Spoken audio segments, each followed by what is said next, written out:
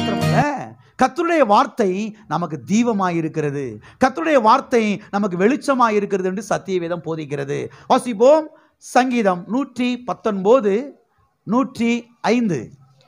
உம்முடைய வசனம் என் கால்களுக்கு தீபமும் என் பாதைக்கு வெளிச்சமுமாய் இருக்கிறது.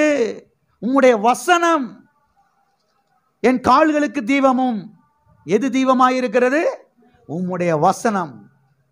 எது பாதைக்கு வெளிச்சமாய் இருக்கிறது? உம்முடைய வசனம், உம்முடைய வார்த்தை. உம்முடைய வார்த்தை தான் தீபமாய் இருக்கிறது, உம்முடைய வார்த்தை தான் வெளிச்சமாய் இருக்கிறது. அருமையானவர்களை கவனியுங்கள். இயேசுவும் அவருடைய வார்த்தையும் ஒன்றே. எனவே தேவன் வெளிச்சம் என்றால் அவருடைய வார்த்தையும் வெளிச்சம்தான். தேவன் தீபம் என்றால், அவர் ஜோதி என்றால், அவருடைய வார்த்தையும் தீபம்தான், அவருடைய வார்த்தையும் ஜோதிதான். எனவே வேத வசனத்தை பிரதானமாக நம்முடைய வாழ்க்கையில் என்ன செய்ய வேண்டும்? நாம் வைக்க வேண்டும். எதை காட்டிலும் நம்முடைய ஜெபத்தை காட்டிலும், நம்முடைய உபவாசத்தை காட்டிலும், நம்முடைய அழுகையை காட்டிலும், நம்முடைய கண்ணீரை காட்டிலும், நம்முடைய நெடுமுழங்காலை காட்டிலும், எதை காட்டிலும் கர்த்தருடைய வார்த்தைக்கு தான் என்ன செய்யணும்? பிரதானமான இடத்தை, முக்கியமான ஒரு இடத்தை என்ன செய்ய வேண்டும்? நாம் கொடுக்க வேண்டும். வேத வசனத்தை பிரதானமாய் வைக்கும் போது வேத வசனம் நம்ம என்ன செய்ய ஆரம்பிக்கும்? வழி நடத்த ஆரம்பிக்கும். வேத வசனம் நமக்கு பாதை காண்பிக்கும். உம்முடைய வசனம் என் கால்களுக்கு தீபமும் என் பாதைக்கு வெளிச்சமுமாய் இருக்கிறது. இந்த வசனத்தை, இந்த வார்த்தையை சங்கீதக்காரன் எதை மனதில் வைத்துக் கொண்டு அவன் பேசுகிறான் என்றால், உங்களுக்கெல்லாம் தெரியும் ஓரளவு. இந்த காட்டுக்குள்ள முயலை பிடிக்க போவாங்க. காட்டுக்குள்ள எதை பிடிக்க போவாங்க? முயல் குட்டியை பிடிக்க போவாங்க. முயல் குட்டியை பிடிக்க போகிறவங்க பவரான இந்த டார்ச் லைட் மாதிரி இருக்கும், அது அப்படி நெத்தியில் கட்டியிருப்பாங்க, ஆன் பண்ணி விட்டுருவாங்க. காட்டுக்குள்ளே போகும்போது இந்த வெளிச்சம் என்ன செய்யுங்க? அங்கே அடிக்கும். சிலர் பாருங்கள் 2 காலில் என்ன செஞ்சுருப்பாங்க? அது கட்டியிருப்பாங்க. வெளிச்சம் 100 கிலோமீட்டர் கிடைக்காது, கொஞ்சம் தூரம் தானே செய்யும், அடிக்கும். ஆனால் விஷயம் என்ன தெரியுமா? இவங்க நடக்க வெளிச்சம் என்ன செய்யும்? முன்னாடி போய்கிட்டே. இவங்க நடக்க நின்றுட்டாங்கன்னு வெளிச்சம் என்ன செஞ்சிருது? நின்றது. நடக்கும்போது வெளிச்சம் என்ன செய்யுது? முன்னால் போகுது. இந்த வெளிச்சத்தினுடைய அந்த இது படும்போது பாருங்கள், முயலுக்கு கண்ணு என்ன செய்யாது? தெரியாது. ஈட்டியை வச்சு குத்தி அந்த கயிறை வச்சு பிடிச்சி தூக்கிடுவாங்க முயலை ஈஸியாக. அந்த வெளிச்சத்துக்கு அந்த முயல் ஓடாது, பவரில் அது கண்ணு இதாகிடும். ரொம்ப தூரம் பயணம் செய்கிறவங்க உங்களுக்கெல்லாம் தெரியும், ஒரு அரிக்கன் லைட்டை தூக்கிட்டு போவாங்க. பார்த்துருக்கிறீங்களா? அரிக்கன் லைட்லாம் என்னன்னு கேட்டுருவாங்க இன்றைக்கி இருக்க ஜென்ரேஷனு. எப்படி அதை தூக்கிட்டு வந்து வேற என்ன செய்யணும்? நடைமுறைப்படுத்தி காமிக்கணும். அரிக்கன் லைட்னா எப்படி இருக்கும், சீமனை வளர்க்கணும் எப்படி இருக்குன்னு சொல்லி இன்றைக்கி யாருக்குமே தெரியாது. இவங்க பூரா ஏசியிலே படுத்து வளர்றாங்க. அதனால் அவங்களுக்கு தெரியாது. பழைய ஆளுகளுக்கெல்லாம் தெரியும். அரிக்கன் லைட் இருக்கு இல்லையா, அதை தூக்கிட்டு போவாங்க. அப்புறம் கொஞ்சம் வளர்ந்ததுக்கு பிறகு இந்த பேட்டரி லைட்டெல்லாம் நெத்தியில் கட்டிக்கிட்டு காலில் கட்டிட்டு அப்படி போவாங்க. ரொம்ப தூரம் பயணம் செய்கிறவங்க போவாங்க. நடக்க இந்த வெளிச்சம் முன்னாடி என்ன செய்யுது? போய்கிட்டே இருக்குது. எல்லாம் இருக்கிறீங்களா? கர்த்தருடைய வசனம் நம்முடைய கால்களுக்கு தீபமும் நம்முடைய பாதைக்கு வெளிச்சமுமாய் இருக்கிறது. அதை மனதில் வச்சுட்டு நம்ம பேசுகிறோம். அப்போ கர்த்தர் வெளிச்சம் போட்டு காமிக்கிறார், இப்படி போகும்போது தான் அடுத்த வெளிச்சத்தை போடுவார், போகும்போது தான் அடுத்த வெளிச்சத்தை காமிப்பார்.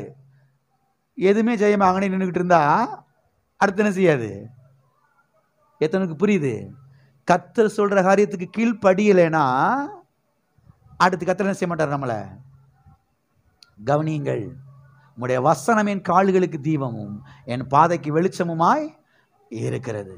அப்போ கர்த்தருடைய வசனம் நமக்கு வெளிச்சமாக தீபமாக இருக்கிறது. அது நமக்குள்ளே இருக்கிறது. பாருங்க, வசனத்துக்கு கீழ்ப்படியும் பொழுது கர்த்தருடைய வசனம் நம்ம என்ன செய்யறது? அப்படியே டைரக்ஷன் பண்ணி நம்மை நடத்துகிறது. ஆமென். எனவே தான் எதை காட்டிலும் எதுக்கு அதிகமான முக்கியத்துவத்தை கொடுக்கணும்? கர்த்தருடைய வார்த்தைக்கு முக்கியத்துவத்தை கொடுக்கணும். மக்கள் பாருங்க வசனத்துக்கு முக்கியத்துவம் கொடுக்கறதே கிடையாது. வசனமாவது ஒன்னாவது, வார்த்தையாவது ஒன்னாவது. எங்க சபை உபதேசம் தான் எங்களுக்கு முக்கியம். எது முக்கியம்? எங்க சபை உபதேசம். உங்க சபையில என்ன உபதேசம்? உங்க சபையில என்ன உபதேசம்? இப்படி மீட் பண்ணிக்கிடுவாங்க, பைபாஸ்ல வந்து மீட் பண்ணிக்கிடுவாங்க எல்லாரும், அங்கங்க இருக்கிறவங்க எல்லாம். அங்க ஒரு கமிட்டி நடக்கும். ஒன்னத்துக்குமே பிரயோஜனம் இல்லை. வசனம்தான் நமக்கு எல்லாம். கர்த்தருடைய வார்த்தை தான் நமக்கு எல்லாம். ஆகவே வசனத்தை பற்றி கொள்ளுங்கள், வசனத்தை பிடித்துக் கொள்ளுங்கள், வசனத்தை இருதயத்தில் வையுங்கள். இந்த வசனம் உங்களுக்கு என்ன செய்ய ஆரம்பிக்கும்? வழிகாட்டும், டைரக்ஷன் கொடுக்கும். இப்படி போ, இப்படி போகாத, இங்க போகாத, இங்க ஆபத்து இருக்குது, இதை ஜூஸ் பண்ணாத, வேணாம் கெட்டு போயிடுவேன், இதை ஜூஸ் பண்ணு, இதை ரெடி பண்ணு, இப்படி போ, இதில் இன்வெஸ்ட்மெண்ட் பண்ணு, இதை முதலீடு பண்ணு, இதை செய், வெற்றி பெறுவ. கர்த்தருடைய வார்த்தை என்ன செய்யுது? அப்படியே நம்மளை டைரக்ஷன் காமிக்குது, அப்படி வழி நடத்துது. ஆகையால் தான் எதை காட்டிலும் கர்த்தருடைய வார்த்தைக்கு என்ன செய்யணும்? அதிகமான முக்கியத்துவத்தை கொடுக்க வேண்டும். பக்கத்தில் கைப்பட்டு சொல்லுங்க, எதை காட்டிலும் கர்த்தருடைய வார்த்தைக்கு அதிகமான முக்கியத்துவத்தை கொடுங்கள். ஆமென். வாசிப்போம். சங்கீதம் 119 130. உம்முடைய வசனத்தின் பிரசித்தம் வெளிச்சம் தந்து பேதைகளை உணர்வுள்ளவர்களாய் ஆக்கும். உம்முடைய வசனத்தின் பிரசித்தம் வெளிச்சம் தந்து. எது வெளிச்சம் தந்து? உம்முடைய வசனத்தின் பிரசித்தம் வெளிச்சம் தந்து யாரை உணர்வுள்ளவனாய் ஆக்கும்?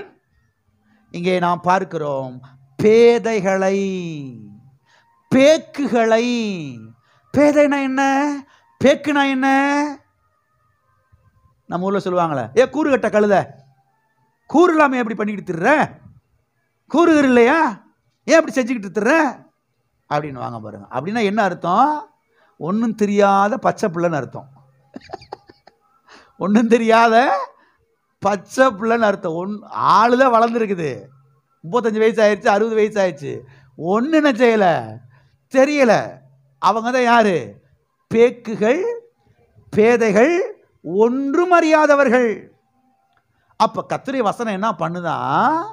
இந்த பேக்குகளை, இந்த பேதைகளை, இந்த ஒன்றும் அறியாதவர்களை ஞானியாக்குதான், விவரம் தெரிஞ்ச ஆட்களை மாத்துதான். ஏ அப்பா, ஏண்டா ஒன்றும் தெரியாதவனா இருந்தான், என்ன மாதிரி வந்துட்டான் பாடுறா, இவையெல்லாம் பிளப்பானான்னு நம்ம யோசிச்சோம், இவையெல்லாம் வந்துருவான்னு நினைச்சோம், வந்துட்டானோட ஆளு. எப்படி வந்தான்? வசனத்தை கவனித்தபடினாலே, வசனத்துக்கு முக்கியத்துவம் கொடுத்தபடினாலே, சபைக்கு வந்து வசனத்தை வாஞ்சையாய் கேட்டபடினாலே, வசனத்தை பாருங்க தாகத்தோடு வாஞ்சித்து அதை குடித்தபடினாலே, இந்த வசனம் உள்ள போய் உள்ள இருக்கக்கூடிய எல்லா பேக்குத்தனத்தை வெளியே பத்திருச்சு, எல்லா பேதத்தனத்தை வெளியில பத்திருச்சு, ஒன்றும் விவரம் தெரியாத காரியத்தில் வெளியே பத்திருச்சு. இப்ப இவங்களை எப்படி ஆக்கிருச்சு? ஞானியாக, புத்திமான்களாக, விவேகிகளாக என்ன செய்து விட்டது? மாற்றி விட்டது. எனவே தான் எதை காட்டிலும் எதுக்கு முக்கியத்துவத்தை கொடுக்கணும்? நான் சொல்றேன், வார்த்தைக்கு முக்கியத்துவம் கொடுங்க. வார்த்தையில மணிக்கணக்கில் தியானமா இருங்க. வாழ்க்கையில் ஷைன் பண்ணணுமா, வெற்றி பெறணுமா, ஜெயிக்கணுமா, செழிப்படையணுமா, வாழ்வடையணுமா, வார்த்தையில் என்ன செய்யுங்க, வாங்க. பல நூற்றாண்டுகளுக்கு முன்பதாக சங்கீதக்காரனுக்கு இந்த விவரம் விளங்கிருச்சு. அதனால தான் அவன் சொல்றான், கர்த்தருடைய வேதத்திலே பிரியமாயிருந்து இரவும் பகலும் அதில் தியானமாயிருக்கிற மனுஷன் அவன் தான் ஆசீர்வதிக்கப்பட்டவன். அவன் செய்வதெல்லாம் 100க்கு 100 100% வாய்க்கும். 100% வாய்க்கும். செய்யறதெல்லாம் வாய்க்கும். வெற்றி பெறுவான். தோல்வியை அவன் பார்க்கவே முடியாது. கண்டிப்பா வெற்றி பெற முடியும். அதனால தான் எதில் அதிகமா தியானமா இருக்கணும்? கர்த்தருடைய இதுக்குள்ள ஆழமா போகணும், இது ஆழமா தியானிக்கணும். எல்லா பேக்குத்தனங்கள் ஓடிடும், பேதைத்தனங்கள் ஓடிடும். ஆமென். எனவேதான் அதிகமாய் சத்திய வேதத்தை வாசிக்க தீர்மானிக்க வேண்டும், திட்டமிட வேண்டும். ஆமென். அது மாத்திரமல்ல, நாம் ஆச்சரியமான ஒளியிடத்திற்கு பாருங்க வந்து சேர்ந்திருக்கிறோம் என்று சத்திய வேதம் நமக்கு சொல்லுகிறது. வாசிப்போம். 1 பேதுரு 2 அதிகாரம் 9வது வசனம். நீங்களோ உங்களை அந்தகாரத்தினின்று தம்முடைய ஆச்சரியமான ஒளியிடத்திற்கு வரவழைத்தவருடைய புண்ணியங்களை அறிவிக்கும்படிக்கு தெரிந்து கொள்ளப்பட்ட சந்ததியாயும் ராஜரிகமான ஆசாரிய கூட்டமாயும் பரிசுத்த ஜாதியாயும் அவருக்கு சொந்தமான ஜனமாயும் இருப்பீர்கள் அப்படின்னு சொல்லல. பரலோகத்துக்கு போன பொருள் இப்படி ஆயிருவீங்க அப்படி இல்லை. இன்னைக்கு எப்படி இருக்கீங்க? இன்னைக்கு நீங்க அவருக்கு சொந்தமான ஜனம், இன்னைக்கு நீங்க பரிசுத்த கூட்டம், இன்னைக்கு நீங்க ராயல் ஃபேமிலி. என்ன ஃபேமிலி? பிச்சைக்கார ஃபேமிலி கிடையாது, ராயல் ஃபேமிலி. என்ன ஃபேமிலி? ராஜரீக ஆசாரிய கூட்டம். சரி, விஷயத்துக்கு வருவோம். இங்கே சொல்லப்பட்டிருக்கிறது, கர்த்தர் உங்களை அந்தகாரத்தில் நின்று என்ன செய்திருக்கிறாரு? விடுதலை ஆக்கி இருக்கிறார். எங்கிருந்து விடுதலை ஆக்கி இருக்கிறாரு? அந்தகாரத்திலிருந்து, இருளிலிருந்து, பாவத்திலிருந்து, அசுத்தத்திலிருந்து, தீமையிலிருந்து, சாபத்திலிருந்து உங்களை விடுதலை ஆக்கி இருக்கிறாரு. விடுதலையாக்கி எங்க கொண்டு வந்திருக்கிறாரு? ஆச்சரியமான ஒளி, ஆச்சரியமான ஜோதி, ஆச்சரியமான பிரகாசத்திடத்திற்கு உங்களை கொண்டு வந்திருக்கிறார். அப்ப நீங்க இன்னைக்கு எங்க இருக்கிறீங்க? எங்க இருக்கிறீங்க? இருளுக்குள்ள இல்ல, பாவத்துக்குள்ள இல்ல, சாபத்துக்குள்ள இல்ல, வியாதிக்குள்ள இல்ல, தரித்திரத்துக்குள்ள இல்ல, தீமைக்குள்ள இல்ல, அசுத்தத்துக்குள்ள இல்ல. நீங்க இன்னைக்கு தேவனுடைய ராஜ்யத்துக்குள்ள என்ன செய்கிறீர்கள்? இருக்கிறீர்கள். தேவனுடைய ராஜ்யம் இருளின் ராஜ்யம் அல்ல, அது வெளிச்சத்தின் ராஜ்யம். ஆமென். ஆச்சரியமான ஒளி நடத்திருக்கு. யார் இந்த ஆச்சரியமான ஒளி? ஆண்டவராகிய இயேசு கிறிஸ்து தான் ஆச்சரியமான ஒளி. ஆகவே இன்னைக்கு நீங்க எந்த ராஜ்யத்துக்குள்ள இருக்கிறீங்க? அதை குறித்து ஒரு வெளிச்சம் உண்டாகணும். அது குறித்து ஒரு வெளிச்சம் உங்களுக்கு உண்டாகணும். நான் ஒளியின் ராஜ்யத்துக்குள்ளே இருக்கிறேன். ஆமென். இந்த ராஜ்யத்துக்குள்ளே ஆசீர்வாதம் இருக்கிறது, சுகம் இருக்கிறது, வெற்றி இருக்கிறது, வாழ்வு இருக்கிறது, நன்மை இருக்கிறது. ஆமென்.